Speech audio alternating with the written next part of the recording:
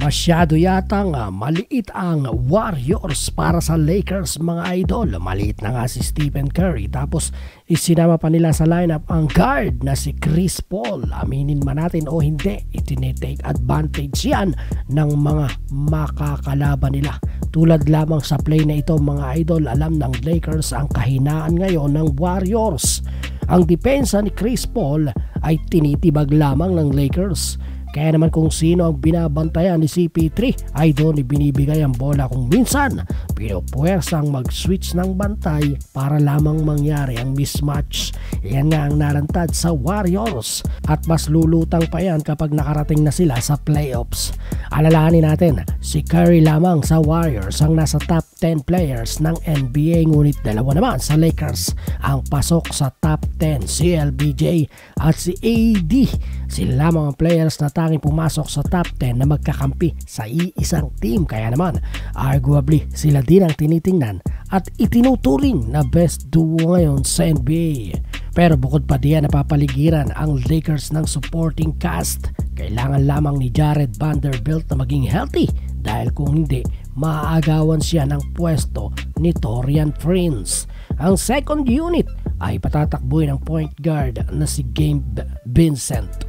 Ang maganda pa sa Lakers mga kaboltok, si D'Lo ay nagko-contribute na sa opensa at maging sa depensa.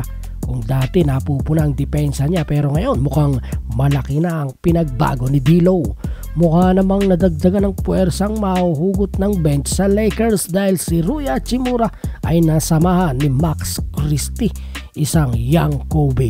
Si Jackson Hayes at si AD ay pwedeng pagsamahin. Pinagsama na rin nila si Christian Wood at AD. Talagang mukhang magandang pagsabayin yan, pero dapat isabay din diyan ang defensive specialist. Kahit sino, kina Bando at Taurean Prince. Huwag kalilimutan, may AR pa ang Lakers, kaya naman kapanapanabik ang nangyayari. Mga kaboltok, tila ba nakita na natin sa ibang teams ang kanilang kahahantungan? Alam na ng mga teams kung sino ang malakas at mahina. At sa nangyaring laro kahapon sa Lakers at Warriors, kayo na ang magsabi sino kaya ang mas aangat kung seryosong mga laban na. Yon mga idol, anong masasabi mo sa video natin for today? Mag-comment ka na lamang sa ibaba at huwag mo kalilimutang mag-subscribe kung bago ka pa lamang. Bisitahin mo din ang ating Facebook page. Basketball talk, ipapakita ang mga laro, mga tunay na pambato sa court. Dito ay pabilis, hindi ka pwede ma-short. Papakita ang bakbakan sa loob ng court. Pagalingan ang dating, bawat putos sa ring. Basketball ang labanan at wala kang kasing. Basta basketball ang usapan na kay dyan ang tingin.